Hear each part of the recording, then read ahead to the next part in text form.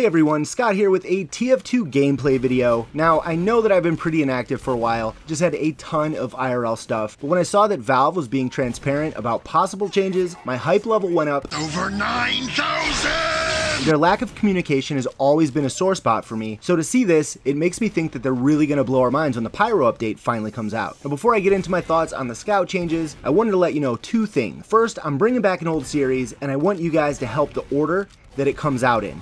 So let me know in the comments section below what your favorite class is, and after a week or so, I'll tally it up, and I'll start putting out episodes in the next few weeks. Next, I did a video a long time ago about doing a 50K Q&A. It was like 12,000 subs later, and my wife was supposed to be in the video as well. She's been super busy with like school and scheduling conflicts and stuff, so we've never been able to do it. Well, she's swimming in free time now, so I'm going to get that finished for next weekend. I'll link the original video below in case you want to see what questions have already been asked, and feel free to leave any questions in the comment section or on Twitter using hashtag AskScott. Now, these questions can be directed at me or my wife, but keep it classy, okay? Because we're not going to answer any of those dirty, naughty questions. Alright, now that I've gotten that out of the way, and even though I'm late to the party, let's talk about these changes. There are a ton of proposed balances happening to the majority of the mercs, but I'm only going to touch on Sniper and Scout in this video because those are the two classes that I primarily play. Now, Sniper has only two things listed, which makes sense as he's had quite a few changes done in past updates, and the first is one that I know that tons of people are going to be excited about. The Darwin Danger Shield no longer makes you invincible against other snipers. Now, I think everybody knew this was going to come eventually because there was no reason to have an extra 25 health and a 15% bullet protection, and it made it a must-use for people that needed like a little extra edge in the game. With the extra health and bullet protection gone, they added a bunch of pyro resistance attributes. They did afterburn immunity and a plus 50% fire resistance. Now both of those are beefy perks to fight pyros, but in my opinion, they probably were just added because they couldn't just take the shield out of the game altogether. And when I snipe, I don't really worry about the pyro too much like I do Spy or other snipers, or even scouts and soldiers that are flying through the air like on Harvest, bombarding the roof with rockets. But that could just be me and my playstyle. So maybe if you snipe a lot and you think pyros are a nuisance, this is definitely something that's going to help you out. And there's no mention of the 20% extra damage from explosives being touched, but with the extra health being removed, I'm assuming they'll pull that too, but who knows, they'll probably keep it. I don't know. I don't balance the stuff. And next up is the Razorback to protect your neck from those pesky Mr. Paladins out there. There really wasn't too much of a change on this besides the negative 100 overheal added. Wait, what? Alright, so apparently snipers would be overhealed in comp to stall the game. But we all know I'm a filthy casual, so I had no clue that was even a thing. But it seems more like an exploit fix than a nerf. And then they finally added a much needed 30-second cooldown on replacing the shield once it's broken. This is a really nice quality of life buff that will allow you to remain in your sniping perch instead of running back to spawn to replace your shield. So two changes for the sniper, nothing really big. It's pretty safe to say both of those are good changes.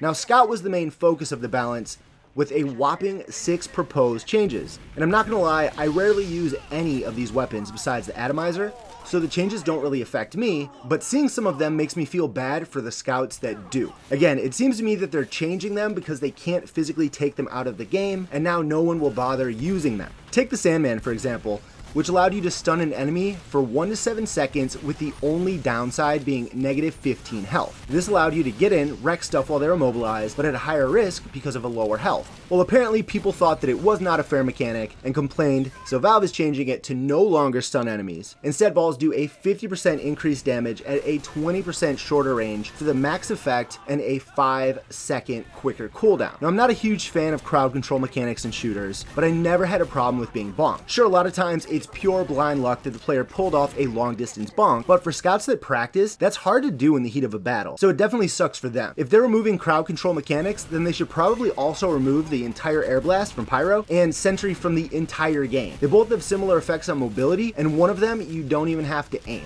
Piggybacking on the Sandman is the flying guillotine. Now, this poor bastard's crying somewhere in a corner right now because it is completely useless once these changes go through. The guillotine is on an arc curve, so it's not the easiest weapon to use, which is why I assumed you'd be rewarded with mini crits from a certain distance and full crits on stun enemies to buddy up with the Sandman. Now they've taken away all crits and mini crits and given us, and this is just wow, the ability to recharge your guillotine by 1.5 seconds on long hits. Are you serious? Like, why would anybody even use this anymore when you can use the basher for 15 less damage per hit, the same bleed effect, and you don't even have to wait for it to recharge? I believe there's a war on crits, people, and this was the first shot.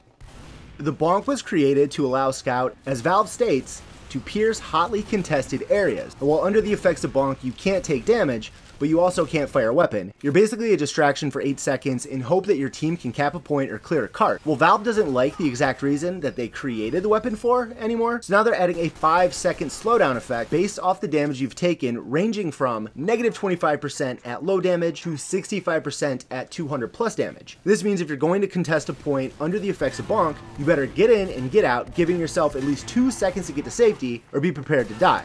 The Criticola doesn't get off much easier. Now instead of a 10% mark for death effect after use for 2 seconds, there's a 5-second non-stackable mark for death effect for each attack while Criticola is active. And on top of that, they remove the 25% speed increase, so what's the point of even using it? Unless you're stuck deep behind enemy lines and you need crits to fight your way out, I can't imagine picking up a Criticola over a Bonk, or even the new Pretty Boy Pocket Pistol, which, speaking of, is the only obvious buff in all of these changes. When the Pretty Boy Pocket Pistol lost its plus 15 health and gunmetal, I stopped using it completely. The no fall damage was nice, but the 20% more damage taken and 25% slower speed didn't make the weapon worth it for me, even with the plus 5 health per enemy hit. With the new Pretty Boy Pocket Pistol, they've given the gun plus 15 firing speed, plus 7 health per hit, but dropped the ammo carried by 25%, so there's only 9 bullets. They stated they wanted to give the Scout the ability to get health quick at the expense of damage, and that's exactly what they did. Would I rather have a passive plus 15? Absolutely. But since that's not going to happen, I am pretty content with the new improved Pretty Boy Pocket Pistol. Last but not least, the one that pains me the most is the Atomizer. I don't play comp, but I know there are quite a few complaints about the weapon being overpowered, and I completely understand why. The Atomizer is currently awesome. It passively provides a third jump at the cost of 10 health, and the only 2 downsides that nobody really cares about are a 20% negative damage and a negative 30% swing speed. But let's be honest, all bats do shit damage, which is one of the main reasons you see so many bashers out there, even after the increased uber rate buff the medic got. The new Atomizer is what I like to call a nerf. It's a little bit buff and nerf. Now the new Atomizer removes the attack speed penalty and the 10 health damage penalty for jumping, but the third jump ability is no longer passive, and you now must have the bat out. This means no more jumping over enemies for easy back shots. You're actually gonna have to time it and try a little harder now. On the upside, they've made it so that any bat attacks mid-air create mini crits. So I do look forward to seeing the new Market Gardener frag comps that will be flooding YouTube in 2017 with a Atomizer replacement. Those should be pretty awesome. And finally, they dropped the negative 20 damage penalty to players to negative 15, and they added a negative 50 quick deploy time penalty. See? A nerf. So that's it, my thoughts on the balance changes for Scout and Sniper. I'm pretty hyped to see what Valve gives us for the Pyro update, and Lord knows we need something big. Let me know what you think of the changes in the comment section below, and let me know what else you would like to see changed. I know there are quite a few classes that weren't touched in this updated blog post, but I'm sure they're working on, and I'm interested to see what everybody out there thinks really needs to be changed to kind of bridge casual and competitive together and make TF2 great again. I mean, you guys, we're all thinking it, let's be honest. But that's it for now. Thank you for watching and not judging my Rusty Scout gameplay. I do appreciate it. And until next time, take it easy. Peace. So right now, I'm cleaning off a 5 terabyte hard drive of old footage, and I'm coming across some gems. So I think what I'm gonna do from now on is add a little From the Vault section at the end of certain videos. What you're gonna be seeing now is an outtake from Grizzly Bear's Horse 3 when Funk came on. I, of course, lost Horse first because that's the meme, and this was one of my challenges. Okay, so special bonus challenge for the horse event since I was kicked out first. This is called Duck Duck Kaboom, and basically 3 people line up in a row and you swing at each person, and the person who gets the random crit death loses. Now, in event that all 4 of us go and nobody dies, then I get the imaginary X that doesn't even matter because the game's already over and I lost. Okay? All right. RNGesus Sounds for the good. win. Okay, who are you? Are you Uncle Dane? Well, yeah. Hi, Hi. Uncle Dane. Duck! What's up? Damn it. Duck! Kaboom! Nope. Okay. Somebody else go. Okay, I'll go.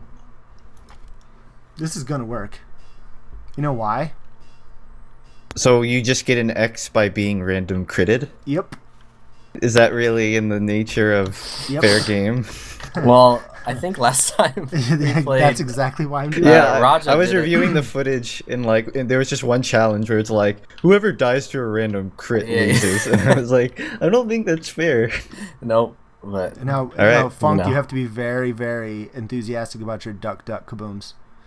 Okay, hope you guys are ready to eat some lead. Boom!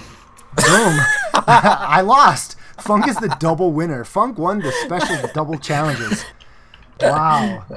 and they I said channeled the my random energy crits into aren't that skill. I channeled my energy. That's what you get for having a random crit challenge, Scott.